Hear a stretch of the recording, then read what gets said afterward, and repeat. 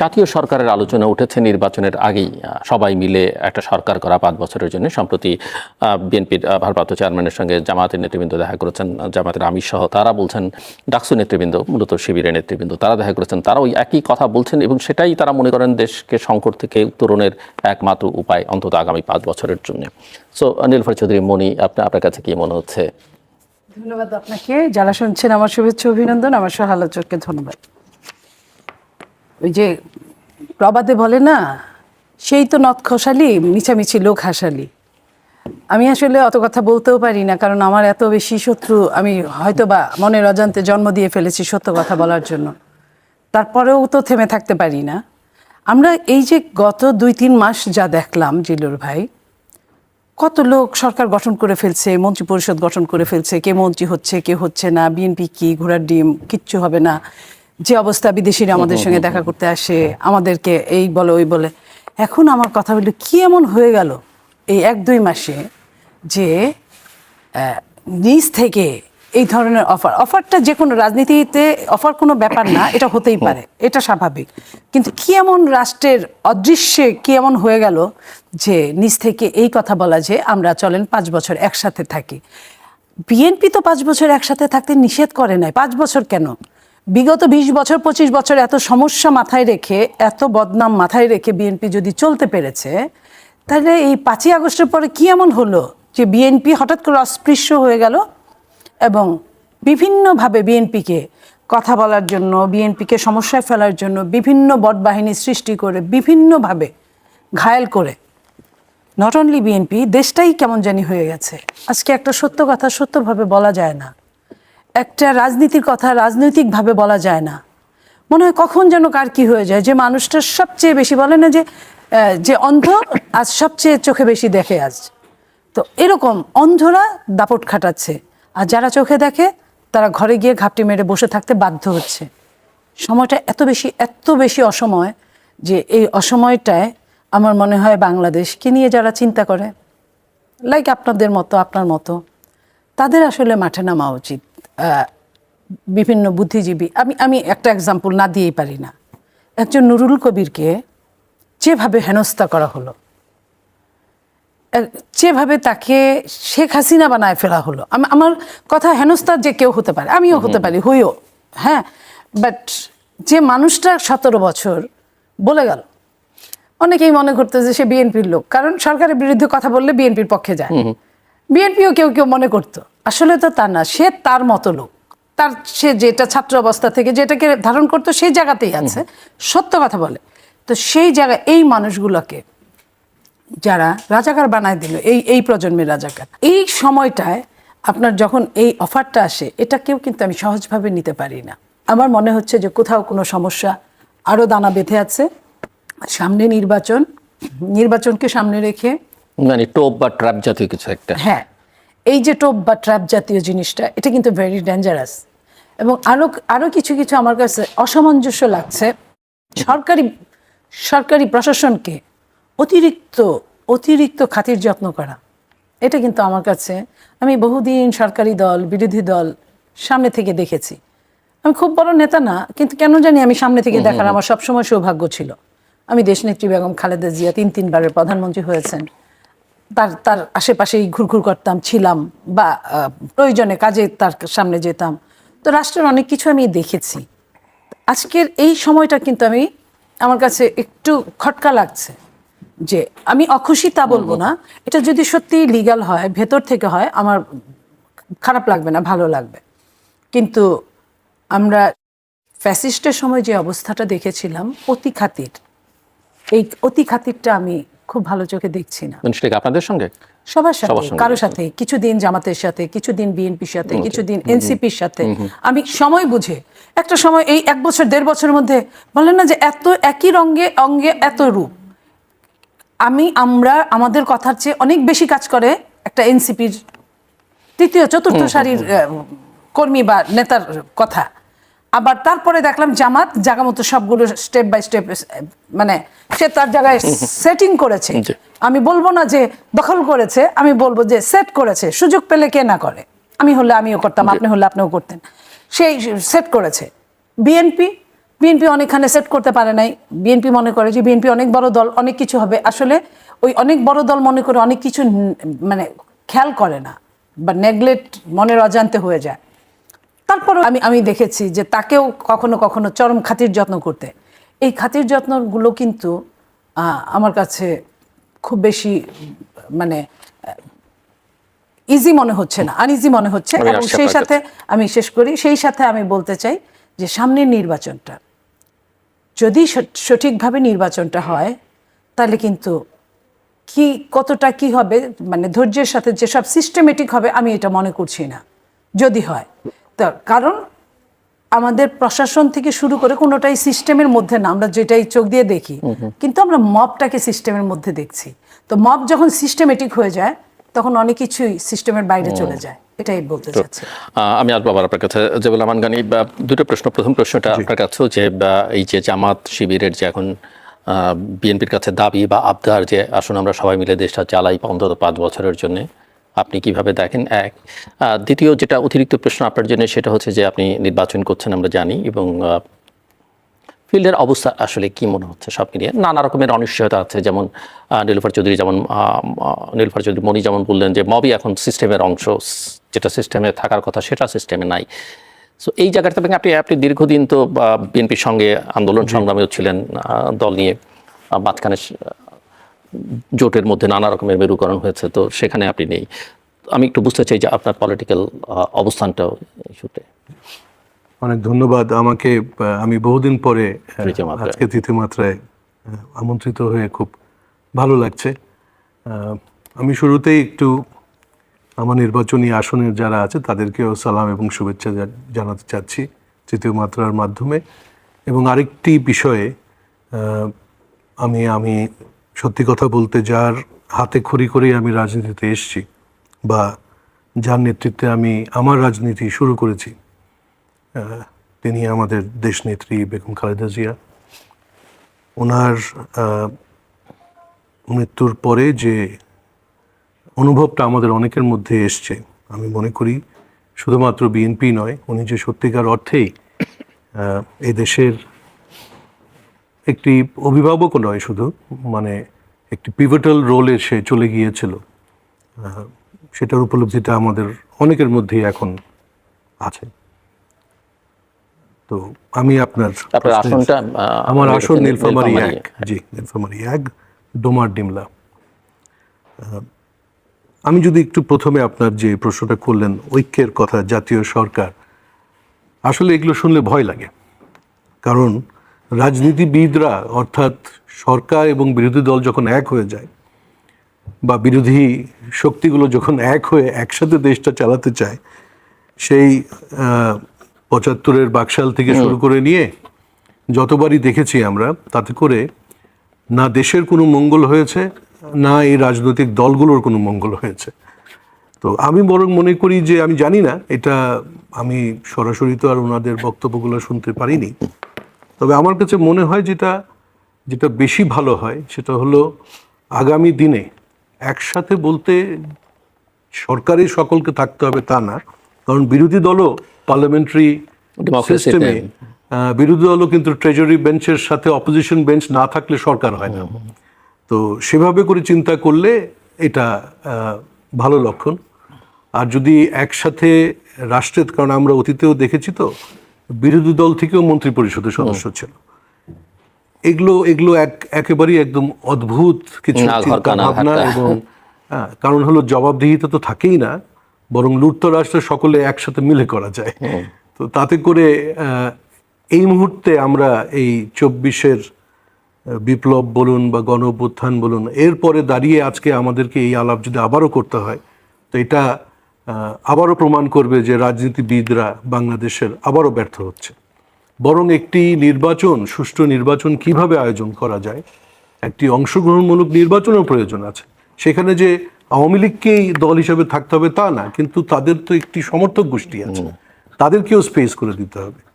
আপনি মাঠের কথা জিজ্ঞেস করলেন, তা আমি খুব অল্প কয়েকদিন ছিলাম, ডিমলাতেই থাকি, আমার বাড়ি ডিমলাতে, বা ডোমা ডিমলা দু জায়গায়। যেটা দেখতে পেলাম যে পুলিশ খুব অ্যাক্টিভ, তারা আওয়ামী লীগের সমর্থক হোক বা সদস্য হোক, এবং এমনও কানে এসছে, সত্য কিনা অবশ্য আমি বলতে পারছি না, যে সদস্য হলেও বলে ধরা যায়, মানে ধরা হবে। তো এই যে একটা আতঙ্ক সৃষ্টি হচ্ছে আমাদের অঞ্চল বাদেও বাংলাদেশের বহু জায়গাতে, তো আওয়ামী লীগের সমর্থক আছে যারা দলকে সমর্থন করত। তো এই ভোটের এত বড় একটি অংশকে কোণঠাসা করে দেওয়ার কোনো কারণ আমি মানে খুঁজে পাচ্ছি না। কারণ সুষ্ঠু ভোটের জন্য আমাদের ভোটারদের অংশগ্রহণ তো দরকার আছে। ভোটারদের অংশগ্রহণ হলেও আমি মনে করি একটা অংশগ্রহণমূলক নির্বাচনের দিকে আমরা যেতে পারছি।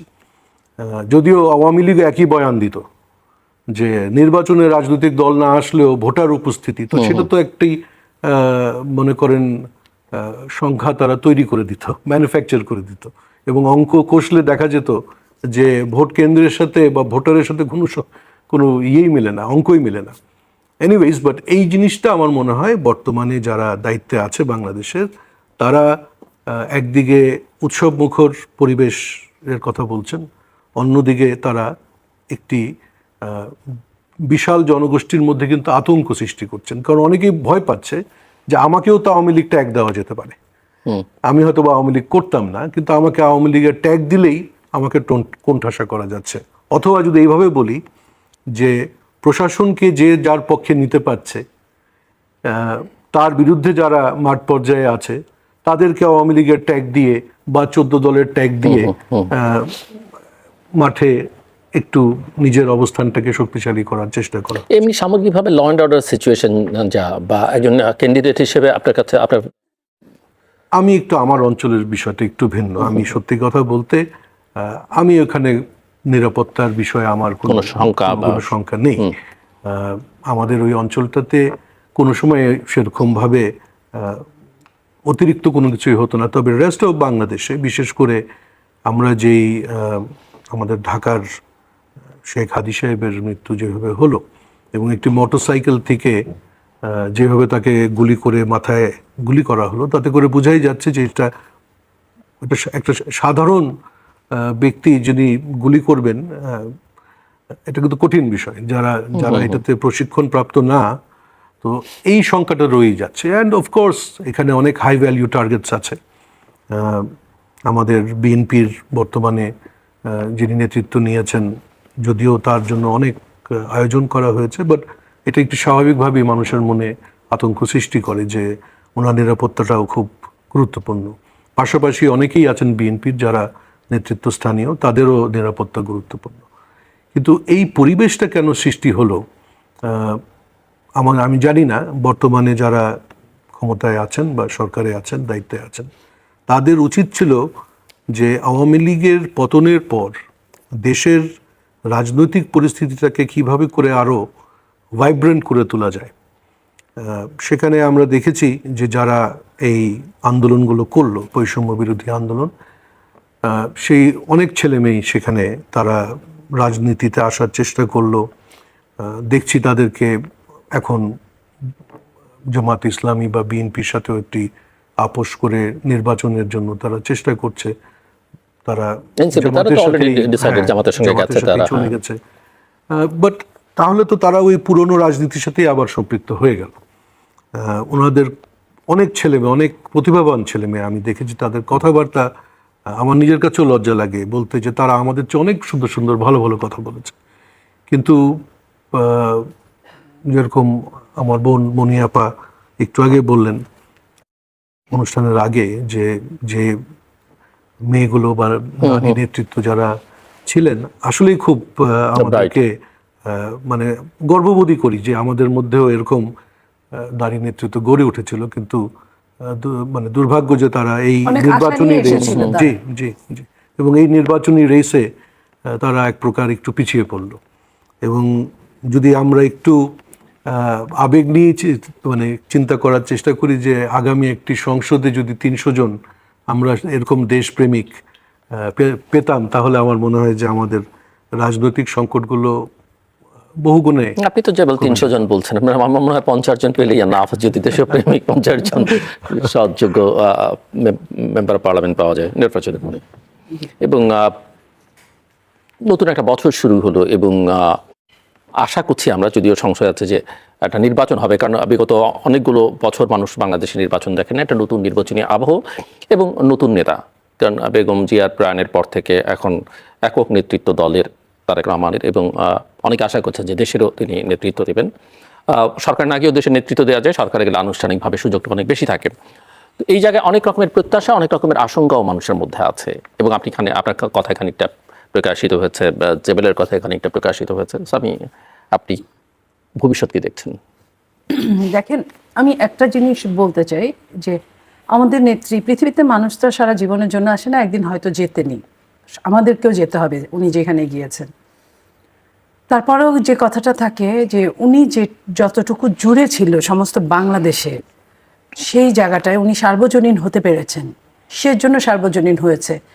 ফ্যাসিস্ট যে নির্যাতন করেছিল, যে অত্যাচার করেছিল, তাকে জেল খাটিয়েছে একদম চরম অন্যায়ভাবে। তার উপর তাকে পরিত্যক্ত একটা বাড়িতে রাখা হয়েছে, যেখানে সাধারণ কয়েদিদেরকে নিরাপত্তা নাই বলে ওখান থেকে সরানো হয়েছে। ওই জায়গাটায় দেশের সর্বোচ্চ ব্যক্তিটা, একটা সময় দুইটা সময় বিরোধী দলীয় সর্বোচ্চ ব্যক্তি, তাকে ওইখানে রাখা হয়েছে। কতটা নেগলেন্সি, কতটা অবহেলা, কতটা অসম্মান, কতটা নিষ্ঠুরতা হলে এটা করতে পারে। তো ওই জায়গা থেকে উনি তারপরেও বের হয়ে আসার পরে, সুযোগ পাওয়ার পরেও উনি কোনো সমালোচনা করেন নাই। এই যে সমালোচনা না করার জন্য উনি যে কত মানুষের ভালোবাসা পেয়েছেন, এবং যে করেছে এই কাজটা, সে যে কত মানুষের ভালোবাসা থেকে বঞ্চিত হয়েছে, এটা কিন্তু 30 তারিখ থেকে আজকে পর্যন্ত এটা প্রমাণ যে ওনার যে সম্মানটা, সেই জায়গাটায় আমি মনে করি খালেদা জিয়া আমাদের জন্য একটা প্রতিষ্ঠান, একটা রাজনৈতিক নেত্রী না, শুধু একটা প্রতিষ্ঠান। সেইখানে ওই জায়গাটার ফিল আপ করাটা একটু টাফ, যে কারো ওই জায়গায় হয়তো পারবে না, তার চেয়ে ভালো করতে পারবে, তার তার তার সমান করতে পারবে অন্যভাবে। একজন তো আরেকজনের মতো হয় না। তবে এইখানে মনে করি আমি যে খালেদা জিয়ার সন্তান হিসেবে, শহীদ প্রেসিডেন্ট জিয়াউর রহমানের সন্তান হিসেবে, এবং আমি প্রমাণটা যেটুকু সামনে দাঁড় করাতে চাই সেটা হলো 5ই আগস্টের পরে উনি যতগুলো বক্তব্য রেখেছেন, প্রত্যেকটা বক্তব্য কিন্তু ওনাকে প্রমাণ করেছে যে উনি এই দেশের মঙ্গলের জন্যই নিজেকে বিলীন করে দিতে চান, কাজ করতে চান, কাজ করছেন। তো যে কথাটা আপনি বললেন যে ক্ষমতায় গেলে কিছু রাষ্ট্রীয়ভাবে কাজ করা যায়, নইলে রাজনীতি করলে সবসময়ের জন্যই দেশের কাজ করা যায়, উনি সেটা করছেন। এবং ওনার বাংলাদেশে এসে যে ভাষণটা দিয়েছেন, সেই ভাষণের মধ্যে যে উই হ্যাভ এ ড্রিম, এই যে বলেছেন, এই জায়গাটা, এই ড্রিমটা যদি উনি বাস্তবায়ন, উই হ্যাভ এ প্ল্যান, তো এই প্ল্যানটা যদি উনি বাস্তবায়ন করেন বা করার চেষ্টা করেন, উনি প্রথমে আই হ্যাভ বলার পরে ওনাকে কিন্তু কেউ শুধরে দেন নাই, উনি নিজেই চিন্তা করেছেন ওইটুক সময়ের মধ্যে যে এই জায়গাটায় উইটা আমাদের দরকার। তো এই কাজটা করতে গেলে আমি মনে করি যে উনি আমাদের স্বপ্ন, বাংলাদেশের স্বপ্ন, বাংলাদেশের গণতন্ত্রের স্বপ্ন পূরণ করতে সক্ষম হবেন, এবং আমরা এটা আশা করছি। যেটা আল জাজিরা যা বলছে বা অন্যরা যা বলছে, আমরা মনে করি যে এখান থেকে শিক্ষা নিতে হবে, এবং উনি নিবেনও তাই। তো সেটা হলে জনগণের জন্য, জনগণের কল্যাণের জন্য, রাষ্ট্রের গণতন্ত্রকে সম্পূর্ণরূপে মুক্তি দেওয়ার জন্য সামনের যে নির্বাচনটা, সেই নির্বাচনে আমরা বলতে চাই, আমরা তো 300 আসন আশা করি না, যেটাই সর্বোচ্চ যেটুকু হোক সেটা নিয়ে উনি অবশ্যই সামনের দিকে আগাবেন।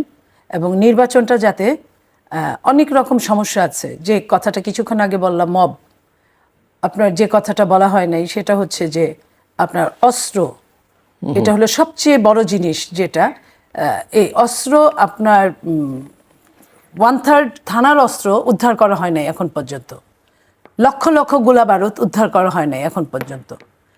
বাইরের যে ট্রানজিট হিসেবে অনেক অপরাধীদের ছেড়ে দেওয়া হয়েছে, অনেক শীর্ষ সন্ত্রাসী, নট অনলি নর্মাল অপরাধী, শীর্ষ সন্ত্রাসীদেরকে ছেড়ে দেওয়া হয়েছে, আবার অনেক খুনিদেরকে ছেড়ে দেওয়া, বাইরে থেকে অনেক অস্ত্র ঢুকেছে বলে একটা, বাইরে থেকে অনেক অস্ত্র ট্রানজিট এরিয়া হিসেবে সবসময় ঢুকে বের হয়, বাট নির্বাচন উপলক্ষে যেটা ঢুকেছে সেগুলো কিছুই গোয়েন্দা সংস্থারা কিছুই বের করার চেষ্টা করেছেন কিনা আমি জানি না, আমার নজরে আসে নাই, কোনো পত্রিকায় পড়িনি।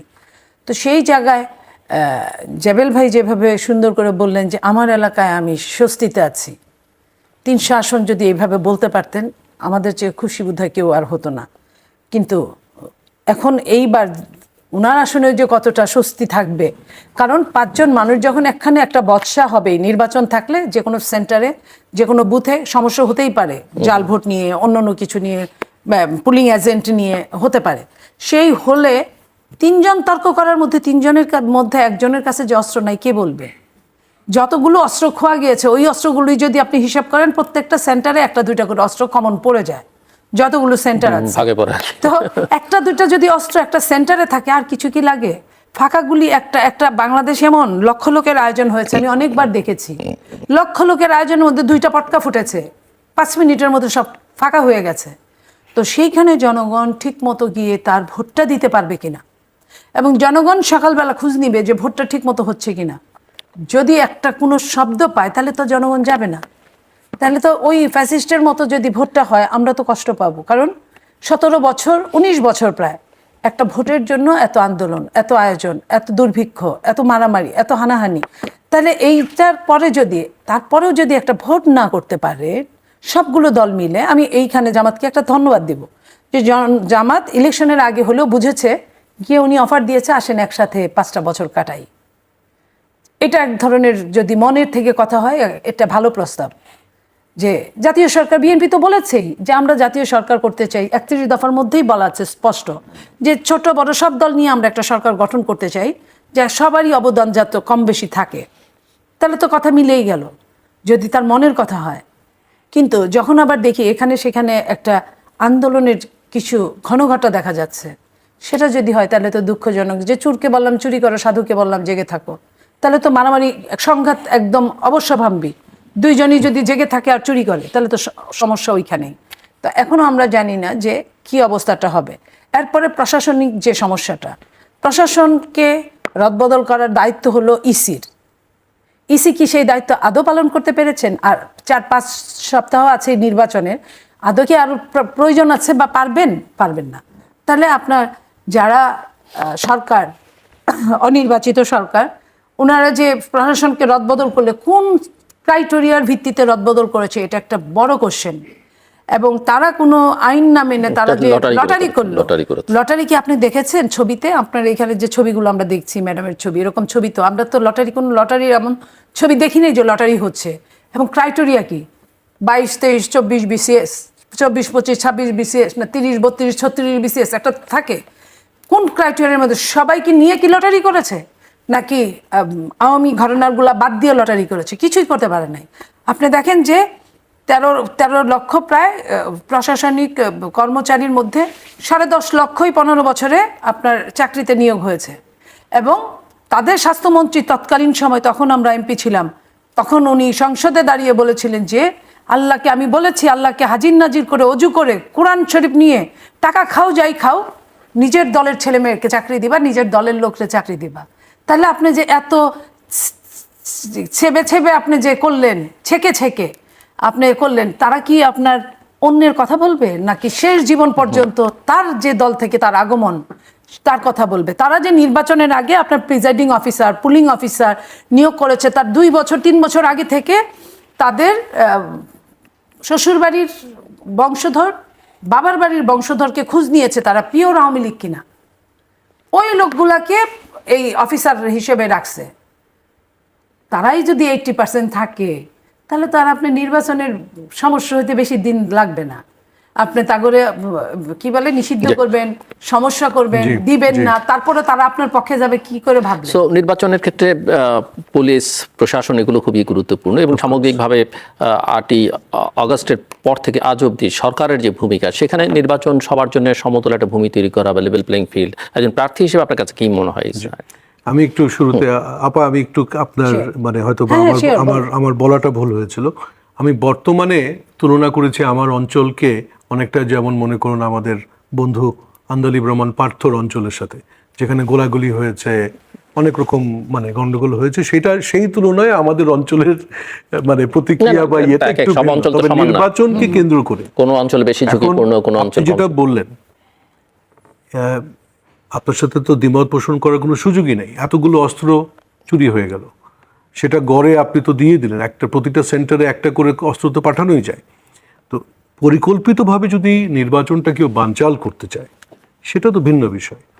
কিন্তু আমি বলছি যারা প্রার্থী হয়েছি আমরা, সেটা বিএনপির হোক, জামাতে ইসলামীর হোক, বা সেখানে একটা জায়গায় পার্থক্যটা হলো আগের চেয়ে, যে সেই অর্থে আমরা একে অপরের মানে অনেকটা আমরা তো একই ঘরানা থেকেই এসছি সবাই, তো একটা একটা মানে মিনিমাম একটা কার্টসি একজন আরেকজনের সাথে হয়তো রক্ষা করার চেষ্টা করব ইলেকশনের ক্ষেত্রে। জেতার জন্য সবাই চেষ্টা করব, সেখানে প্রভাবিত করার চেষ্টা করব, বা অন্যান্যভাবেও হয়তো বা আমরা কৌশল নেব। আর সত্যি কথা বলতে যেই পলিটিসাইজেশন করা হয়েছে বাংলাদেশের bureaucracy, civil bureaucracy, police bureaucracy বা আইন শৃঙ্খলায় যারা আছে, এই গত 15 বছর 16 বছরের নিয়োগ যাদেরকে করা হলো, ফিল্ড লেভেলে তো তারাই থাকবে, তা আমরা তাদেরকে সরিয়ে কাকে আনবো? তো এই সংকটগুলো, কারণ এইটা চিন্তা করলে কিন্তু নির্বাচনের প্রশ্নই মুখে আনা যায় না, কারণ তাদের উপর নির্ভর করতে হচ্ছে তো আমাদেরকে। মানে যে নির্বাচনটা আপা নির্বাচন কমিশনের কথা বললেন, ওনারা 5 জন থাকেন, কিন্তু ওনারা যাদেরকে অর্ডার্সগুলো দিবেন বা যারা পরিচালনা করবে, আজকে যারা রিটার্নিং অফিসার্স, ডিসিস, ইউএনওস, তাদের নিয়োগ আপনি যেটা বললেন 100% আওয়ামী লীগ ক্ষমতায় আসার পর থেকে। জি জি জি, বিএনপি আপনার বলেছিল ইসিকে যে রিটার্নিং অফিসার এবার সে ইসি থেকে দেওয়া হোক, প্রত্যেকটা জেলায় থানায় তো আছে নির্বাচনের অফিসার, তাদেরকে দেওয়া হোক। সেটা কি রেখেছে? রাখে নাই। তাহলে সেই ডিসি, যে ডিসি কিনা প্রমোশন পেয়ে আওয়ামী লীগের 15 বছরের প্রমোশন পেয়ে এখন ডিসি হয়েছে, না ওটা ঠিক আছে, কিন্তু আপনার ওই নির্বাচন অফিসারও তাই, নির্বাচন অফিসার যে আওয়ামী লীগের ইয়ের বাইরে ছিল সেটাও না। কিন্তু বিষয়টা হলো যে এই প্রশাসনের বাইরে যেহেতু নির্বাচন করা সম্ভব হচ্ছে না, তাহলে আমাদের একটা ফর্মুলা বের করা উচিত ছিল, যেটা আমি প্রথমেই বলার চেষ্টা করলাম, যে হয়তোবা আওয়ামী লীগের যারা নেতৃত্ব ছিল, যারা পালিয়ে গেছে বা যাদের বিরুদ্ধে অভিযোগ আছে, তাদেরকে চিহ্নিত করে প্রয়োজনে একটা নতুন আইনও করা যেতে পারতো, যে তারা এই কর্মকাণ্ডগুলোকে আমরা রাষ্ট্রবিরোধী ধরতে পারি, করে বাকি আমরা ছেড়ে দিতাম। কারণ হলো এই প্রশাসনকে নিউট্রাল করার মতো ক্ষমতা বর্তমানে যারা ক্ষমতায় আছেন তাদের যে সময় লাগবে, সেই সময় তো রাজনীতিবিদদের দেওয়া সম্ভব না। একটা তো উপায় বের করার প্রয়োজন ছিল। ইতিমধ্যেই তারা অনেক সময় পার করেছেন, তারা করেননি। যেমন মনে করুন সংস্কারের ক্ষেত্রে ওনারা যে ঐক্যমত্য কমিশন করলেন, জাস্ট ফর রেকর্ড আমি বলতে চাই, তারা আমাকে আমন্ত্রণ করেননি। আমি কিন্তু একটা নিবন্ধিত দল, এবং 7ই জানুয়ারি 24 সালের নির্বাচন বর্জনকারী দল, তা আমাকে দোষর বানানোর তো কোনো আর উপায় থাকে না। কিন্তু কোনো একটা মানদণ্ডে তারা আমাকে বাইরে রেখেছিল, কারো পছন্দ হয়নি হয়তো বা অপছন্দ, কারণ সেখানে মূলত যারা স্টেক হোল্ডার্স, যারা নির্বাচন করে, না নির্বাচন সংস্কার কমিশন আমাদেরকে জানতে চেয়েছে কিছু, না ঐক্যমত্য কমিশন। যাই হোক, হয়তোবা সেখানে গেলে আমরা সুযোগ পেতাম আমাদের নিজস্ব কিছু চিন্তাভাবনা বলার জন্য। তবে এই যে করা হলো সংস্কার কমিশনটা, বাস্তবায়ন কিন্তু হবে না, মানে ওনারা করবেন না। তো যারা করবেন বাস্তবায়ন, তাদের কি যোগ্যতা নাই সংস্কারকে খুঁজে বের করার, দেশের জন্য কোনটা ভালো আছে? তো এই যে সময় বা কালক্ষেপণ করার জন্য বা এই আসনগুলাতে অধিষ্ঠ থাকার জন্যই তাহলে তারা এই কমিশনগুলো করেছেন। কারণ এই নির্বাচন তো তাহলে আরো 1 বছর আগে দিতে পারতেন, এবং নির্বাচিত সরকার আসলে এতদিনে সংস্কারও হয়ে যেত। বিএনপির 31 দফা আপা বললেন, আমি হয়তো বা বিএনপির 31 দফার সাথে সম্পূর্ণ একমত নাও হতে পারি, বাট পজিটিভ তো রিফর্মস। আমি 16 আনা না পাই 1 আনা পাবো। তো এই যে মনে করেন যে এই সংকটটা এই মুহূর্তে আছে, এখান থেকে বের হওয়ার জন্য যেটা প্রয়োজন ছিল, সেটা প্রশাসনিক বিষয়গুলোতে, এই যেমন আপনি আপা বললেন, এটা বিএনপির একটা ভালো প্রস্তাব ছিল। আমরা একটা প্রস্তাব অবশ্য আওয়ামী লীগ আমলে দিয়েছিলাম নির্বাচন কমিশনকে, যে প্রয়োজনে আপনারা রিটার্নিং প্যানেল তৈরি করেন, একজন ব্যক্তিকে না করে 3 জন ব্যক্তির একটা প্যানেল করেন, হ্যাঁ, করে রিটার্নিং, মানে সো দ্যাট কোনো ব্যক্তি প্রভাবিত হয়ে একক ক্ষমতা যেন ব্যবহার করতে না পারে। সিসিটিভির কথা ওনারা বলছেন, বাট আমরা প্রস্তাব রেখেছিলাম সিসিটিভিটাকে আপনারা ক্যান্ডিডেটদেরকে অন্তত লাইভ রেকর্ডিং এড়িয়ে দেন, মানে লাইভ অ্যাক্সেস দেন। তাহলে হয় কি, আমি যদি ওখানে কোনো খারাপ কাজ করতে যাই বা দুর্নীতি করতে যাই, সেটা তো আমার 3 বছর 5 বছরের জন্য অপেক্ষা করতে হবে না, আমার বিচারটা সেদিনই হয়ে যেতে পারে যে ওই কেন্দ্রে এই দুর্ঘটনা বা এই ধরনের ঘটনা ঘটেছে। এগুলোতে কোনো পদক্ষেপ আমরা দেখিনি। এমনকি আপা আপনি তো যদিও এবার এখানে আরেকটা আমার line তো আমার ভাষায় বঞ্চিত হয়েছেন, আমি আরেকটা But আমি line যে বলি। ফর্মটা ফিল আপ করলাম মনে হচ্ছে যেন এই ফর্ম ফিল আপ করা হয় মনোনয়ন বাতিল করার জন্য, এত জটিল করা হয়েছে। বৈধ হয়েছে তো। আমারটা বৈধ হয়েছে, অনেক but, কষ্টে। আমি জানি না। জি সরি, আমি আপনার না ঠিক আছে, আপনি বলেন। হ্যাঁ, তো মানে আমি বলতে চাচ্ছিলাম যে এই ডায়ালগগুলো কিন্তু আমাদের সাথে কারো হয়নি। নির্বাচন কমিশন একদিন সংলাপের দাওয়াত দিয়েছিল আরো 5টা দলের সাথে। ওনাদেরকে বলেছি, এই কথাও বলেছি যে আমরা তো আপনাদের জেলও খাটাই, তা আপনারা কি মানে সেই আস্থা পাচ্ছেন, শক্তি পাচ্ছেন? কারণ আপনারা তো ইতিহাস করতে যাচ্ছেন, 2টো নির্বাচন একদিনে করছেন। তো একদিকে গণভোট, অন্যদিকে আবার আমরা হা ভোট, প্রার্থীরা। না ভোট। হ্যাঁ, এবং আরো আরেকটা হতাশার কথাই বলি, আমি মনোনয়ন দাখিল করলাম আমাদের ডিমলা এবং ডোমারে মোর প্রতীকী হিসেবে। তা আমি আমাদের টিএনও সাহেবকে জিজ্ঞেস করলাম যে গণভোটের বিষয়ে আমরা প্রচারণার আমাদের কি ইয়ে আছে, বিধিমালা আছে, বা কিভাবে করব? তো উনি কিন্তু আসলে উত্তর দিতে পারেন। উত্তর দিতে পারলেন না। তো এখন আমার এই প্রশ্নটা কার কাছে রাখবো আমি, যে গণভোটে আমি যদি হ্যাঁর পক্ষে হই বা নার পক্ষে হই, আমি কি প্রচারণা চালাতে পারছি কি পারছি না? কারণ একটি সাধারণ মানুষ তো আমার নিজের যেটা জানা, তারা গণভোটের বিষয়ে জানিই না এখনো। তো খালি বলা হচ্ছে যে সরকার প্রচারণা চালাবে। এইখানে আরেকটা জিনিস, যে গণভোটের জি। যে 4টা অপশন দেওয়া আছে, জি। 4টার উত্তর কিন্তু একসাথে হ্যাঁ অথবা না হয় না। 4টার 2টা আপনি মেনে নিতে পারেন, 2টা মানতে পারেন না, বা 3টা মানতে পারেন, একটা মানতে পারেন না, বা একটা মানতে পারেন বাকি 3টা মানতে পারেন না। এখানে কি করবেন? এই নিয়ে কি রাজনীতি? ওই যে একটা হ্যাঁ দিবেন, একটা না দিবেন, একটা হ্যাঁ দিবেন। না, একটাই অপশন, আপনার অপশন তো একটা, আপনার হ্যাঁ অথবা না, 4টার সাইডে নাই। তাহলে এই যে এত বড় একটা শুভঙ্করের ফাঁকি, এইখানে জনগণ কি করবে? জনগণ তো এমনিই বুঝেন না, তার মধ্যে প্রচারণা নাই, রাষ্ট্রীয়ভাবে বলেন বা দলীয়ভাবে বলেন, প্রচারণা নাই। তার মধ্যে আওয়ামী লীগ যদি ভোট দিতে যায়, কোনো দিনই এটার হা ভোট দিবে না। তারপরে আমি নিজেও বলেছি যে আমাদেরকে বিশ্বাস না করে বিএনপি কি বলেছিল, যে সরকার গঠন করার পরে আমরা এটাকে সুরাহা করব, সংসদের মাধ্যমেই তো করতে হবে যে কোনোভাবে, তো আমরা সুরাহা করব। তখন বিএনপিকে কিন্তু বিশ্বাস করে নাই, তারা হাভোট না ভোট করেছে, এবং এটা কিন্তু হাভোট না ভোট হওয়ার পরেও সংসদেই যেতে হবে। তো যে বিএনপিকে যে বিশ্বাস করে নাই, বিএনপি কিভাবে তাদের বিশ্বাস করে হায়ের মধ্যে যাবে? বিএনপি তো না ভোটও দিতে পারে, দিতেই পারে। তাহলে তখন কি করবে?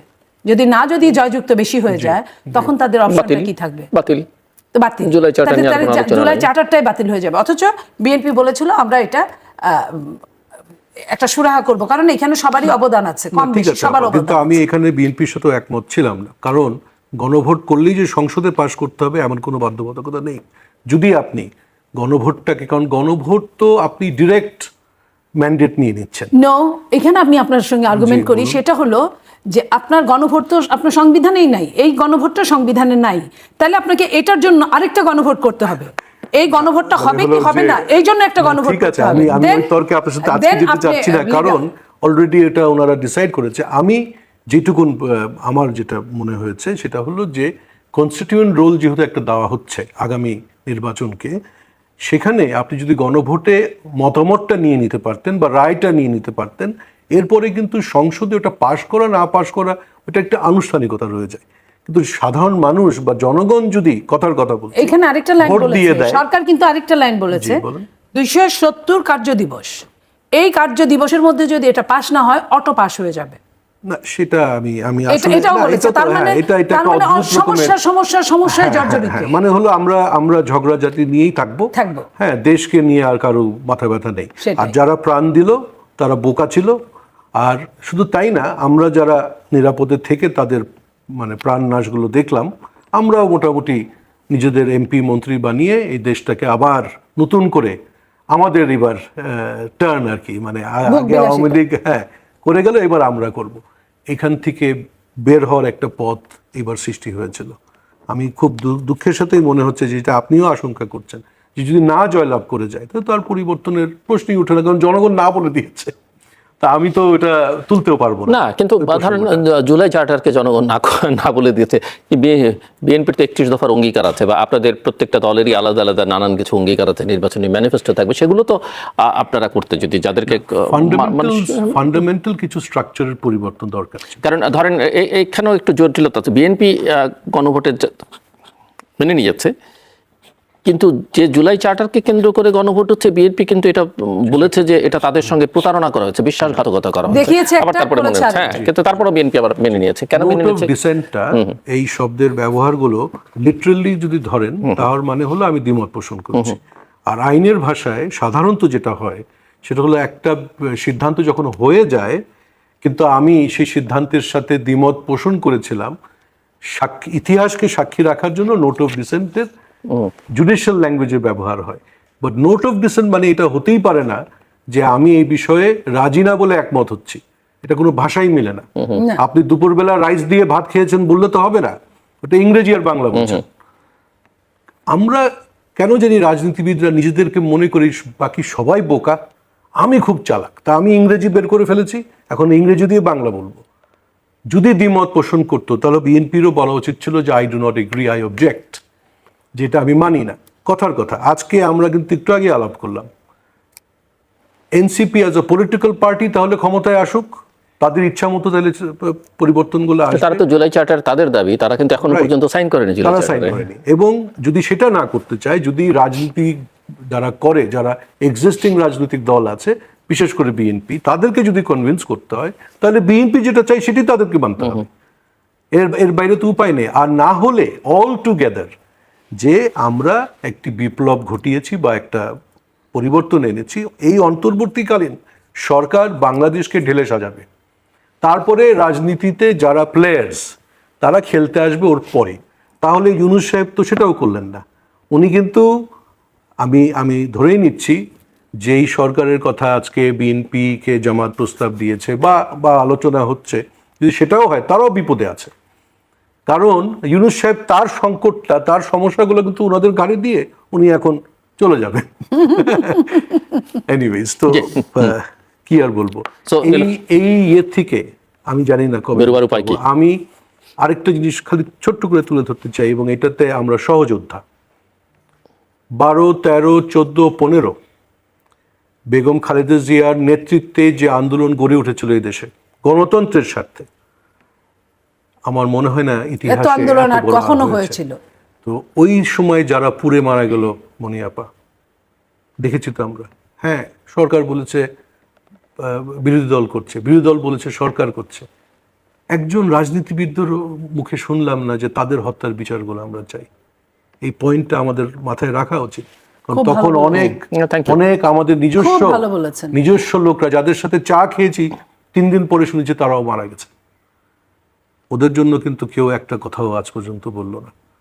অথচ যাই হোক, সবারই আমরা ত্যাগকে স্বীকার করতে, কিন্তু তাদেরকেও স্মরণ রাখা উচিত। এই পর্যন্ত এই গণ অভ্যুত্থান হওয়া পর্যন্ত 15.5 বছর যত সমস্যা হয়েছে, যত লোকের, সবগুলো লোকের বিচার তো আসলে চাওয়া উচিত রাজনীতিবিদদের অন্ততপক্ষে। যে কোনো মৃত্যু, একটা মৃত্যু তো অনেক বড় কিছু, 100 মৃত্যুও যা, একটা মৃত্যু তো যার যার জীবন একটা করেই তো গেল। তো সেই জায়গায় আমরা কিন্তু এগুলা বলতেও ভুলে যাই। একটা সময় আমরা কেন জানি ক্ষমতার এত বেশি লোভী হয়ে যায়, যে কাজটা 3 জোটের রূপরেখায় যেটা হওয়ার কথা ছিল 90-তে, যে কথাটা এখনকার এনসিপি বা আরো অনেকেই বলে 3 জোটের রূপরেখা, যেটা বাস্তবায়ন হয় নাই। আপনি খেয়াল করেন সেই সময় বিএনপি, আওয়ামী লীগ সহ যে 14 জোট ছিল, 14 দলের, তারা কেউই কিন্তু এটা, আর পরে এটা নিয়ে কিন্তু সরকারি দল বিরোধী দল তারাই ছিল, এটা কিন্তু বাস্তবায়িত হতে পারতো চাইলে, কিন্তু পরে আর কেউ ওরকম এটা নিয়ে আর মাথা ব্যথা হয় নাই। বাট এই মুহূর্তে যারা মাথা ব্যথাটা করছে 24 নিয়ে, বেটার, খারাপ না, কিন্তু আমাদের ওই জায়গাটা বোঝা উচিত যে কোনো সময় বন্দুকের নল দিয়ে ক্ষমতা নিতে গেলে কিন্তু অনেকের সংবিধানে লিখে আছে ফাঁসি হবে, এটা ইল্লিগ্যাল, তারপরেও কিন্তু হয়, তারপরেও কিন্তু অহরহ হয়েছে। এবং পরবর্তীতে ওই সংসদটাকে তাদের হাত দিয়ে যে সংসদ হয়েছে সেটা কিন্তু ইল্লিগ্যাল, যতই বলুক, আমি ইল্লিগ্যাল যদি 7ম বলি বা 3য় বলি, 4র্থ বলি, আমরা কিন্তু ওইটা আবার ওই নির্বাচনটা করি না, তারপরেরটাই করি। সো এই জায়গা থেকে আমাদের শেখার আছে যে শেখ হাসিনা লাস্টে কিন্তু এটাও করে গেছিল যে এই কাজগুলা করবে তার ফাঁসি হবে। সেটার জন্য কি বসে আছে? এখন যে জুলাই প্রক্লেমেশন বলি, জুলাই সনদ বলি, জুলাইয়ের এই জায়গাটা আমরা বলি, এটা যতই হোক আবারও তো এটা ঢিলে ঢালা হয়ে যাবে। আবার কেউ যখন এটাকে ভায়োলেট করবে তখন কি হবে কি হবে না এগুলা মানবে? বরং ইন্ডেমনিটি নিয়ে আসবে যে তুমি যদি এগেইন আসতে চাও তাহলে আমার কথায় সুর মিলাও, যে তুমি লিখিত দাও, আমার কোনো বিচার হবে না। হয় না, এই দেশে অনেকের বিচার হয় নাই, আমরা দেখেছি। তো এই জায়গাটায় আজকের যে আবেগটা, কালকে কিন্তু আবেগটা বাসি হয়ে এখনই যাচ্ছে। এই যে অনেক আবেগ নিয়ে এনসিপি অনেকদিন বৈষম্য বিরোধী আন্দোলন করছে, বৈষম্য বিরোধী নাম নিয়ে চলছে, তারপর একটা এনসিপি বানিয়েছে। এনসিপি কি বুঝেছিল যে 1 বছর না আসতেই তাকে ভাঙনের মুখে পড়তে হবে, তাকে এই সমস্যার মুখে পড়তে হবে? অথচ প্রথম দিন ডে 1 থেকে আমরা যখন বলেছি, হেন কোনো গালি নাই যে এটা আমাদেরকে তারা দেয় নাই, সাথে আরো বট বাহিনী তো আছেই, যারা জানি না তারা কোথা থেকে আসে, যে একজনে 50টা করে আইডি খোলা। তো এদের যে গালিগুলো আমরা শুনেছি, তো এখন যদি আজকে এই 7-8 মাস পরে বলি যে বাবারা তোমরা তাহলে আজকে কি করলা? এই যে সারা বাংলাদেশ সরকারের ছত্রছায়ায় ঘুরলো, সারা বাংলাদেশ মঞ্চ দখল করলো, সারা বাংলাদেশ গোপালগঞ্জের মতো এই যে 4টা-5টা লোক মার্ডার হলো, যেভাবেই হোক তারা যদি ওইভাবে না যেত, ওইভাবে তো 5টা লোককে হারাতে হতো না। এই দেশ থেকে যত বিরোধী দলের হোক তার ফাঁসি হোক, আমার দুঃখ নাই, বিচারের মাধ্যমে তার ফাঁসি হোক, কিন্তু বিচারের আগে তার টাচ পড়ুক শরীরে, এটা আমি চাই না। এখন এটা বলার জন্য যদি আমাকে দালাল শাস্তি হয়, হইলাম। আমি তো এই কথাগুলো শেখ হাসিনার সময় বলছি, যে শেখ হাসিনার কাছেও তো আমরা এটাই চাইছি, যে আয়নাঘরের কথা বলছি, যে আমরা যেটা সন্দেহ করেছি ওটাই তো বাস্তবায়ন হয়েছে, বাস্তবে পরিণত হয়েছে। তাহলে আজকে এই জিনিসগুলো এখনো বাংলাদেশের রাজনীতিতে দেখেন, বিএনপি, আওয়ামী লীগ, জামাত ছাড়া খুব কম দল আছে যে ফাইট করতে পারে।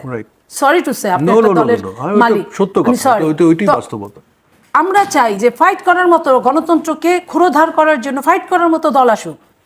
এনসিপির সামনে বিরাট একটা সম্ভাবনা ছিল, এদের বয়স কম, এরা এনার্জেটিক, এরা মোটামুটি শিক্ষিত, এরা পারবে।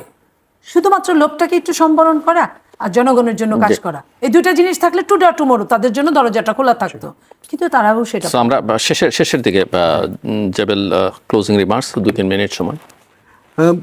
আমি এনসিপির বিষয়ে যেটা মনে করি, আমি জানি না, আমি কয়েকজনের সাথে আমার পরিচয় হয়েছে, কথা হয়েছে, আমি আজকে দাঁড়িয়ে আমার মনে হয় যে তারাও প্রতারিত।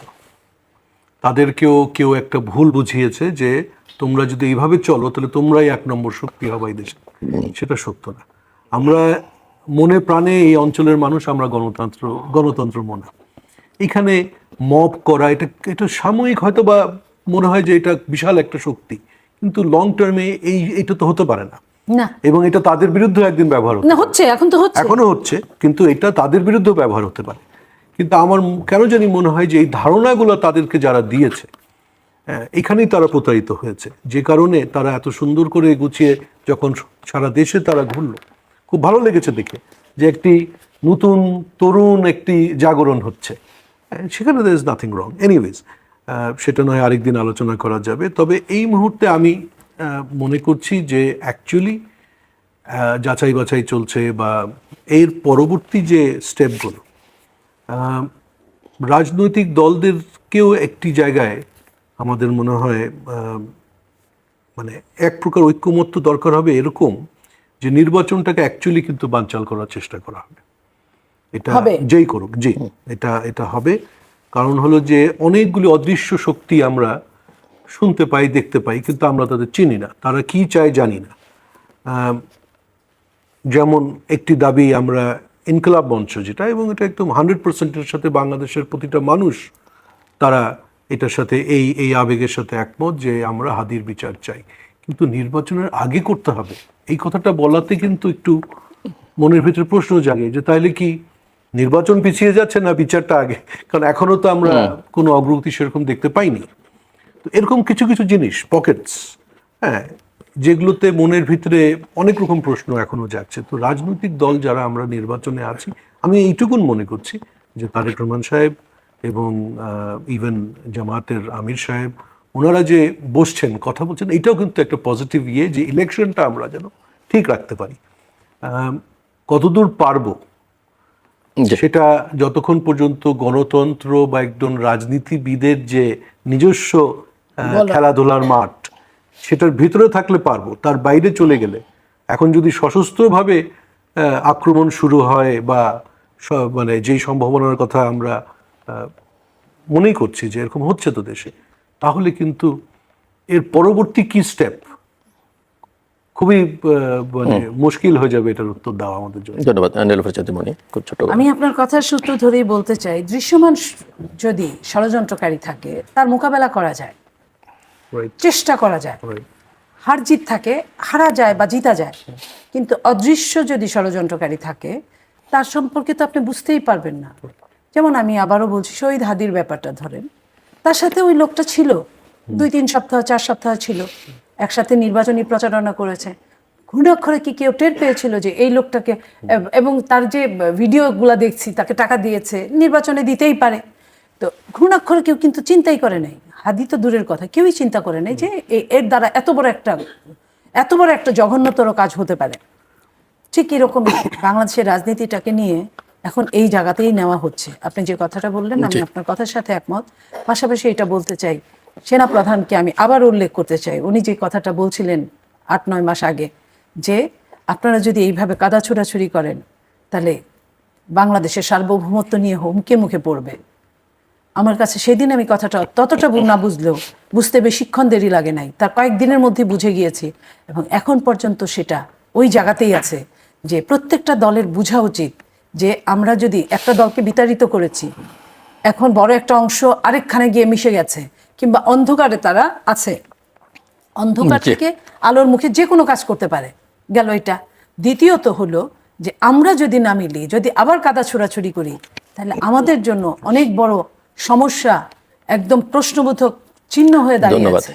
এই জায়গা থেকে আমাদেরকেই উতরাতে হবে, আমাদেরকেই এই জায়গা থেকে সামনের দিকে এগোতে হবে গণতন্ত্রকে রক্ষা করার জন্য, এবং এটা যেন রাজনীতিবিদরা ভুলে না যায়, এটাই আমাদের। দর্শক, অনুষ্ঠানের শেষ প্রান্তে আমরা সামাজিক যোগাযোগ মাধ্যম ফেসবুক, এক্স এবং ইউটিউবে রীতিমাত্র লাইভ স্ট্রিম হচ্ছে, আপনারা দেখতে পারেন। টেলিভিশনের পর্দায় দেখতে না পারলে যে কোনো সময় যে কোনো স্থান থেকে ইউটিউবে রীতিমাত্র চ্যানেলটি সাবস্ক্রাইব করে পর্ব বা পুরোনো পর্বগুলো আপনারা দেখতে পারেন। মিস্টার জবেল রহমান গানি এবং মিস নীলুফার চৌধুরী মনি, অসংখ্য ধন্যবাদ এই আলোচনা শুনবার জন্য। দর্শক, আমরা শব্দটি উচ্চারিত হচ্ছে একেবারে শেষেই, আমরা আসলে কারা সেটা বিবেচনার দাবি রাখে, যথেষ্ট পরিমাণে বিবেচনার দাবি রাখে। বাংলাদেশের জন্য একটা নির্বাচন খুবই অপরিহার্য, অবশ্যই সেটা সুষ্ঠু, অবাধ, নিরপেক্ষ, অংশগ্রহণমূলক নির্বাচন, এই বিষয়ে কোনো বিতর্ক নেই। এবং বাংলাদেশে নির্বাচন বানচালের চেষ্টাটা আছে, ষড়যন্ত্রটা আছে, একটা অদৃশ্য শক্তি সেটা করছে। 8ই অগস্ট 2024 পরে এই অদৃশ্য শক্তি ক্রমশ শক্তিশালী হচ্ছে এবং নানা পকেটে তারা ছড়িয়ে ছিটিয়ে আছে। আমার অতিথিরা সেই সংশয় প্রকাশ করছেন, এবং এই সংশয় আসলে বাংলাদেশের স্বাধীনতা, সার্বভৌমত্বকেও নানা ঝুঁকির মধ্যে ফেলে দিচ্ছে। একটা দাবি উঠেছে যে এখন সবাইকে ঐক্যমত্য হতে হবে, আমরা এক হয়ে যাই। এবং আমার এক অতিথি যথার্থই বলছিলেন যে সরকার এবং বিরোধী দল এক হয়ে গেলে আসলে তাতে জনগণের কল্যাণ হয় না, গণতন্ত্র থাকে না। এটা আমাদের রাজনীতিবিদদের মাথায় রাখা দরকার। আর সবচেয়ে বড় কথা, যখন এই যে হঠাৎ করে নির্বাচনের মাত্র কিছুদিন আগে এই জাতীয় সরকার বা সবাই মিলে এক হবার যে অনুরোধ, দাবি, আবদার, এটা মনে করিয়ে দেয় যে এই একই মহল বিভিন্ন সময়ে জুলাই 24 জুলাই অগস্টের অভ্যুত্থানের পরে কখনো জুলাই সনদ, কখনো জুলাই ঘোষণা, কখনো সংস্কার, কখনো বিচার আগে নির্বাচন পরে, কখনো পিআর, কখনো স্থানীয় সরকার নির্বাচন আগে জাতীয় নির্বাচন পরে, কখনো গণভোট আগে জাতীয় নির্বাচন পরে, এই দাবিগুলো করেছে। এবং এই যে একটার পর একটা দাবি, একটার পর একটা আবদার, আর সেটা আসলে মনে করিয়ে দিচ্ছে যে এর সঙ্গে ওই যে অদৃশ্য শক্তির কোনো সংযোগ আছে কিনা, এর সঙ্গে নির্বাচন বানচালের কোনো পরিকল্পনা আছে কিনা, একটু ভেবে দেখা দরকার।